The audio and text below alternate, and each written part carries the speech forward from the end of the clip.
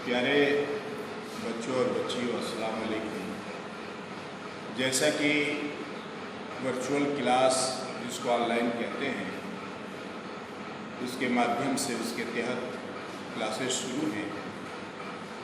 आज मैं एक अजीम शख्सियत के बारे में बताने जा रहा हूँ, जो कि बिलखुसूस दर्जा 9 और 11 के लिए ये काम आ सकेगा। सर सैयद अहमद खान, जिनका नाम है, ऐसे हस्ती सदियों में पैदा होता है। आज मैं उसी हस्ती के बारे में, उसी शख्सियत के बारे में आप सबको बताने जा रहा हूँ। सर सैयद अहमद खान 1817 ईस्वी में दिल्ली में पैदा हुए। कम उम्र के ही थे कि उनके वालिद मीर मोहम्मद तकी का इंतकाल हो गया। बचपन में ही इंतकाल हो जाने की वजह से उनके नाना ने उनकी तालीम की जिम्मेदारी ली और उनकी माँ अजीज़ुन्निसा ने उनको अच्छी तरबियत और तालीम से नवाजा। सर सैयद अहमद खान शुरू से ही अपने ज़माने के मशहूर अहले कमाल से इस्तिफ़ादा किया। उन्होंने अपने खालकू से कानूनी जानकारी हासिल की। अपनी मेहनत और काबिलियत और कारकर्दगी की वजह से सदरुल सदूर और सेशन जज के ओहदे तक पहुँचे। अंग्रेज़ हुकूमत ने उन्हें सर और CSI के खिताब से नवाजा। सर सैयद अहमद खान 1898 ईस्वी में इस दुनिया से कूच कर गए और अलीगढ़ मुस्लिम यूनिवर्सिटी की जामा मस्जिद में दफन हुए। सर सैयद अहमद खान इंशा पर्दाजी और मजमून निगारी में भी अपना वक्त सर्व किया। उन्होंने बहुत सी अदबी तसानीफ तख्लीक किए, जिनके उनके इंशाया निगारी और फ़नी व अदबी महारत का पता चलता है। एक तसनीफ उन्होंने लिखी जिसका नाम है असबाबे बगावत हिंद।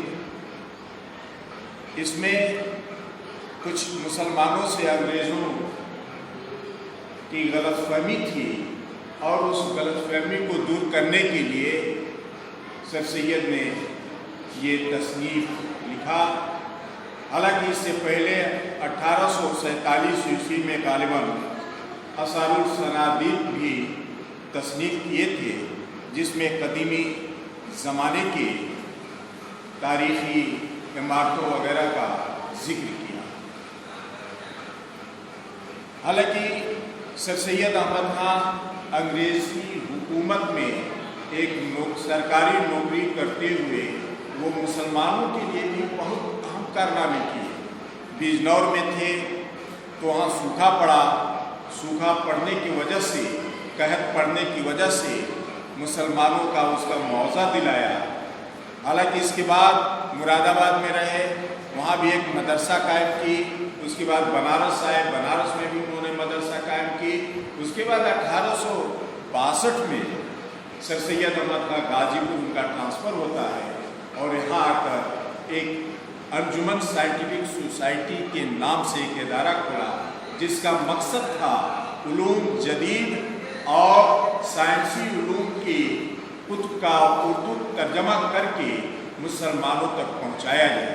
1869 ईस्वी में सर सैयद अहमद खान इंग्लिस्तान गए। हालांकि 1864 में अलीगढ़ उनका ट्रांसफ़र हो जाता है। वहाँ पे भी जा कर के उन्होंने एक स्कूल खोला जिसका नाम था एंग्लो ओरिएंटल अरबिक कॉलेज। 1869 ईस्वी में सर सैयद अहमद खान गालिबन इंग्लिस्तान चले जाते हैं। वहाँ एक साल रहने के बाद सर सैयद अहमद खान वापस आते हैं और 1870 में एक रिसाला निकाला जिसका नाम था तहज़ीबुल अखलाक। तो तहज़ीबुल अखलाक इख्तिलाफ निकालने का एक मकसद था कि ये हम हर जगह मुसलमानों को पैगाम नहीं दे सकते हैं, मगर इस रिसाले के ज़रिए मुसलमानों को पैगाम दिया जाएगा। उसमें तरह तरह के सेशन होंगे, लोग पढ़ेंगे। और सर सैयद अहमद खां का ये अहम कारनामा है जो कि 1920 में मुस्लिम यूनिवर्सिटी कायम हुआ। सर सैयद अहमद खां बहुत ही सादा सलीस और रवा होता था।